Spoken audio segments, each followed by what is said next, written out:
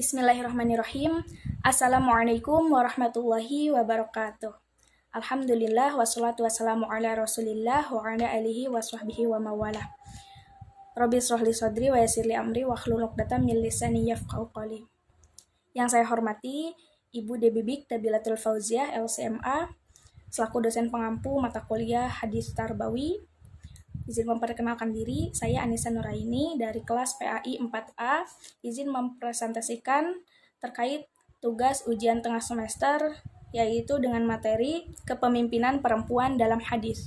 Di sini saya akan membawakan satu hadis, disertai terjemahan, disertai dengan penjelasan hadis, pendapat para ulama, serta nilai tarbawi yang terkandung dalam hadis tersebut.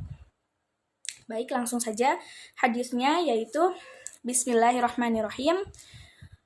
Haddatsana Utsman bin Al-Haytham haddatsana Auf 'anil Hasan 'an Abi Bakrah qala laqad nafa'anillah bi kalimati sami'tuha min Rasulillahi sallallahu alaihi wasallam ayyamal jamal ba'dama kidtu anil haqqa bi ashabil jamal faqatila ma'ahum qala lamma balagha Rasulullah sallallahu alaihi wasallam anna ahla farisa qad mallaku alaihim binta Kisra qala lan yufliha qaumu walau amrohum imro'ah. Rawahul Bukhari. Terjemahannya, dari Utsman bin Haytham, dari Auf, dari Hasan, dari Abi Bakrah berkata, Allah memberikan manfaat kepadaku dengan sebuah kalimat yang kudengar dari Rasulullah Shallallahu Alaihi Wasallam pada hari menjelang perang Jamal. Setelah aku hampir membenarkan mereka, Ashabul Jamal, dan berperang bersama mereka. Ketika sampai kabar kepada Rasulullah Shallallahu Alaihi Wasallam bahwa bangsa Persia mengangkat Putri Kisra sebagai pemimpin, beliau bersabda, tidak akan beruntung suatu kaum yang menyerahkan urusan mereka kepada wanita. Hadis riwayat Bukhari. Hadis ini sahih, tertulis dalam Sahih Al-Bukhari. Selain itu juga hadis ini diriwayatkan dalam Musnad Imam Ahmad bin Hanbal, Sunan At-Tirmizi, Musnad At-Tabrani, juga Sunan Imam An-Nasa'i. Imam Bukhari mengambil hadis ini dari jalur periwayatan Utsman bin Haytham sampai bersambung sampai ke Abi Bakrah, atau nama aslinya yaitu Nafi' bin Al-Haris. Abi Bakrah ini atau Nafi' bin Al-Haris ini merupakan sahabat Nabi SAW. Jadi ketika sebab dituturkannya hadis tersebut oleh Abu Bakrah, itu ketika terjadinya konflik politik yang meruncing antara kubu Sayyidah Aisyah dengan Sayyidina Ali bin Abi Thalib yang memicu terjadinya perang Jamal di tahun 36 Hijriah. Jadi tahun 36 Hijriah itu telah terjadi peperangan, yaitu perang antara kubu Sayyidah Aisyah dengan kubu Sayyidina Ali bin Abi Thalib. Namanya yaitu perang Jamal, dikarenakan pasukan Sayyidah Aisyah itu merupakan pasukan unta. Pasukannya menggunakan unta dan pimpinannya yaitu Sayyidah Aisyah sendiri. Nah, melihat atau ketika terjadi suasana seperti itu, suasana akan peperangan, Abu Bakrah tiba-tiba teringat akan hadis ini, akan perkataan Nabi, kalimat Nabi. Yang tadi Abu Bakrah sampaikan, Allah memberikan manfaat kepadaku dengan sebuah kalimat yang kudengar dari Rasulullah pada hari menjelang perang Jamal. Jadi Abu Bakrah ini beliau itu membenarkan Ashabul Jamal, membenarkan kelompok Sayyidah Aisyah dan berperang bersama Sayyidah Aisyah dan ikut masuk ke kelompok Sayyidah Aisyah. Namun Abu Bakrah teringat akan hadis ini, akan perkataan Nabi tentang tadi yang di akhir hadis, tidak akan beruntung suatu kaum yang menyerahkan urusan mereka kepada wanita. Sehingga Abu Bakrah mengambil sikap berdasarkan pada pernyataan Nabi tersebut. Kemudian, adapun asbabul wurud dari sabda Nabi, kenapa Nabi sampai bersabda tidak akan beruntung suatu kaum yang menyerahkan urusan mereka kepada wanita, itu di mana waktu itu ketika Nabi mendengar pengangkatan putri Kisra sebagai raja, menggantikan Kisra di Persia. Karena Kisra ini dibunuh oleh anak laki-lakinya, setelah Kisronya meninggal, rajanya meninggal, masyarakat Persia atau bangsa Persia itu mengangkat anak Kisra yang perempuan untuk menjadi penggantinya. Sehingga Nabi bersabda, tidak akan beruntung ketika Nabi mendengar berita tersebut, Nabi bersabda, tidak akan beruntung suatu kaum yang menyerahkan urusan mereka kepada wanita. Ya, artinya dipimpin oleh perempuan. Ini dikutip dari Irsyadus Sari Syarah Sahih Al-Bukhari karya Imam Al-Qastolani dan Tuhfatul Ahwazi Syarah Sunan At-Tirmizi karya Imam Al-Mubarakfuri. Sekarang saya ingin masuk ke pendapat para ulama. Di sini terbagi ke dalam dua golongan pendapat. Yang pertama pendapat dari ulama klasik dan yang kedua dari ulama kontemporer. Yang pertama dari ulama klasik. Di sini saya mengambil 3 tokoh ulama. Yang pertama dari Syekh Muhammad Al-Aini. Kedua ada Imam Al-Munawi dan yang ketiga ada Imam As-Sun'ani. Syekh Muhammad Al-Aini, beliau mengutip pendapat jumhur para ulama tentang istinbat hadis tersebut, yaitu di mana perempuan tidak dapat menjadi qadli atau hakim. Meskipun nanti ada pendapat minoritas dari kalangan mazhab Malikiyah yang membolehkan. Namun Syekh Muhammad Al-Aini memilih atau mengutip dari pendapat jumhur ulama yang memang mengatakan perempuan tidak bisa menjadi hakim atas dasar hadis ini. Ini diambil dari kitab Umdatul Qari Syarah Sahih Bukhari. Kemudian, adapun Imam Al-Munawi menyatakan atau menyebutkan bahwa maknanya kenapa perempuan tidak diperkenankan menjadi pemimpin atau ketika suatu kaum dipimpin oleh perempuan malah akan hancur atau tidak sejahtera itu dikarenakan lemahnya akal perempuan dibandingkan akal laki-laki. Jadi akal perempuan itu ada di bawah akal laki-laki karena perempuan dominan menggunakan perasaan dibanding akal. Menurut Imam Al-Munawi dikutip dari kitab Faidul Qadir. Nah, di samping itu menurut Imam As-Sun'ani karena perempuan itu telah ditetapkan syariat ya untuk mereka menjadi pemimpin, tapi pemimpin di rumahnya. Ini juga ada berkaitan dengan hadis yang lebih kuat dalilnya yaitu di mana ada hadis setiap kalian adalah pemimpin dan setiap pemimpin akan dimintai pertanggungjawaban tentang apa yang dipimpinnya. Nah, salah satu poin hadis tersebut lanjutannya yaitu para istri adalah pemimpin terhadap anak-anak dan harta suaminya. Jadi sudah ada lebih spesifik lagi perempuan itu memimpin di mana, menjadi pemimpin tempatnya di mana, di bagian apa, sudah ada hadis yang menjelaskan tentang itu. Makanya Imam As-Sun'ani berpendapat demikian. Ini pun dikutip dari kitab Subulus Salam Syarah Bulughul Maram. Nah, jadi ini adalah pendapat dari ketiga ulama klasik.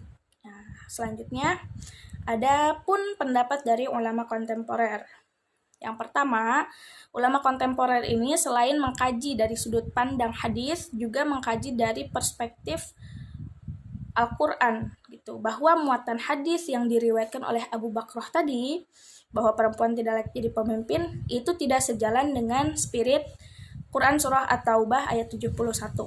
Di mana di At-Taubah 71 itu dikatakan bahwa dan orang-orang yang beriman, laki-laki dan perempuan, sebagian mereka menjadi penolong bagi sebagian yang lain. Jadi di sini spesifik dikatakan laki-laki, perempuan. Tidak hanya orang-orang beriman saja, tapi dikatakan laki-lakinya dan perempuan. Sebagian mereka menjadi penolong bagi sebagian yang lain. Sementara hadis tadi lebih cenderung pada tidak bolehnya perempuan menjadi pemimpin. Bahkan ketika perempuan menjadi pemimpin, itu dapat memberikan ketidakberuntungan, ya, tidak akan beruntung suatu kaum yang menyerahkan urusan mereka kepada wanita. Kemudian pendapat yang kedua meninjau bahwa kasus hadis tersebut bersifat khusus. hanya dalam konteks cerita Raja Kisra. Jadi kontekstual hadisnya hanya dalam ceritanya Kisra. Jadi ketika Kisra bangsa Persia mendapati rajanya meninggal, Kisronya meninggal, mereka mengangkat kaum wanita sehingga keluarlah sabda Nabi, tidak akan beruntung suatu kaum yang dipimpin oleh wanita. Dan hal ini juga bisa didasarkan pada perilaku Kisra itu sendiri, di mana Nabi SAW pernah suatu waktu mengirimkan surat kepada raja-raja dunia yang waktu itu berkuasa ketika Nabi SAW masih hidup, masih ada, mengirimkan surat untuk mengajak memeluk Islam, untuk mengajak bertauhid. Dan salah satu yang dikirim yaitu Kisra, Raja Persia ini. Nah, ketika dikirim surat oleh Nabi, Kisra ini justru malah merobek suratnya. Sehingga Nabi pun pernah bersabda, dia telah merobek suratku dan Allah akan merobek kekuasaannya. Nah, berdasarkan hadis tersebut juga, ulama kontemporer melihat bahwasannya hadis ini memang ditujukan khusus konteksnya untuk cerita Raja Kisra atau masyarakat Persia pada waktu itu. Jadi, tidak untuk perempuan secara umum ataupun secara luas, atau untuk muslimah secara luas gitu. Nah, kemudian pendapat yang ketiga yaitu terkait dengan bukti sejarah bahwa ada raja-raja, ratu maupun pemuka agama itu dari kalangan perempuan. Ya, bahkan Al-Qur'an sendiri mengisahkan tentang ratu yang dari negeri Saba, namanya Ratu Bilqis, di mana beliau digambarkan memimpin kerajaan yang besar dan memiliki kebijaksanaan. Jadi ulama kontemporer pun melihat dari bukti sejarah, bahkan dari Al-Quran. Di Al-Quran dikatakan ada seorang perempuan yang menjadi raja, menjadi ratu, memimpin suatu wilayah yang besar, memiliki kerajaan yang besar, dan memiliki kebijaksanaan. Artinya perempuan pun bisa, perempuan pun mampu. Buktinya ada, disebutkan di dalam Al-Quran, bahkan diabadikan di dalam Al-Quran. Itu ketiga pendapat tersebut dari ulama kontemporer. Baik, sekarang masuk ke nilai tarbawi yang dapat diambil. Di sini nilai tarbawi yang dapat saya ambil yang pertama yaitu mengambil sikap dari perkataan dan perilaku Nabi SAW. Di mana Abu Bakrah tadi ketika beliau ingin bergabung dengan pasukan untainya Sayyidah Aisyah, kemudian beliau tiba-tiba teringat akan hadis, akan pernyataan Nabi bahwa tidak akan beruntung suatu kaum yang dipimpin oleh wanita. Beliau langsung mengubah sikapnya, mengubah perilakunya untuk mendasarkan perilakunya itu pada hadis tersebut. Meskipun mungkin pada zaman itu belum terlihat perempuan-perempuan yang menonjol di masyarakat, dalam politik, belum ada. Bahkan ulama perempuan masih sedikit. Bahkan Aisyah sendiri, Sayyidah Aisyah itu kan merupakan ulama, perawi hadis juga, termasuk perawi hadis. Namun mungkin karena hanya melihat berdasarkan kontekstual, hanya memahami secara kontekstual, jadi Abu Bakrah mengambil sikap dan perkataan dan perilaku Nabi secara langsung. Nah, hal ini juga berkaitan dengan poin yang kedua, yaitu memahami hadis secara tekstual dan kontekstual.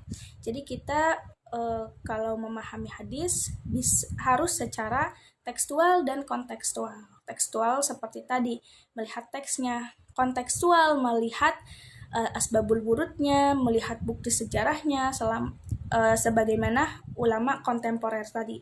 Buktinya kan di dalam Al-Quran sendiri disebutkan seorang ratu dari perempuan yang bisa memimpin kerajaan. Ya, karena kalau memang perempuannya itu memiliki memenuhi syarat, memiliki kapasitas untuk memimpin, ya dia boleh-boleh saja memimpin gitu kan.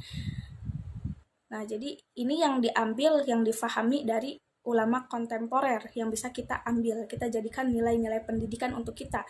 Jadi ketika memahami hadis, ada alangkah baiknya memahami secara tekstual dan kontekstual.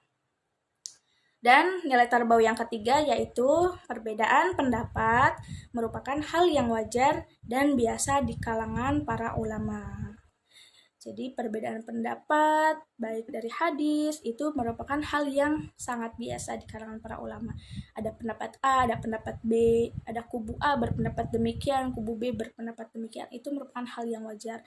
Harus kita hargai semuanya.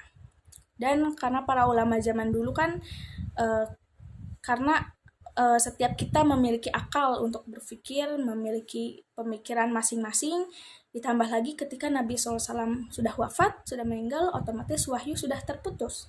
Jadi keputusan yang mutlak itu, yang mutlak dari Allah itu sudah tidak bisa kita terima karena wahyu sudah terputus. Jadi para ulama zaman dulu untuk mengambil hukum atau mengambil sikap itu berdasarkan ijtihad mereka. Ijtihad pun berdasarkan hadis-hadis, berdasarkan dalil-dalil seperti itu. Jadi kita harus menghargai perbedaan pendapat karena merupakan suatu kewajaran dan suatu keniscayaan yang terjadi di antara kita. Mungkin dari saya dicukupkan sekian. Mohon maaf apabila ada perkataan yang keliru atau salah. Dicukupkan sekian dari saya. Wallahul muwaffiq, wallahu a'lam bishawab. Wassalamualaikum warahmatullahi wabarakatuh.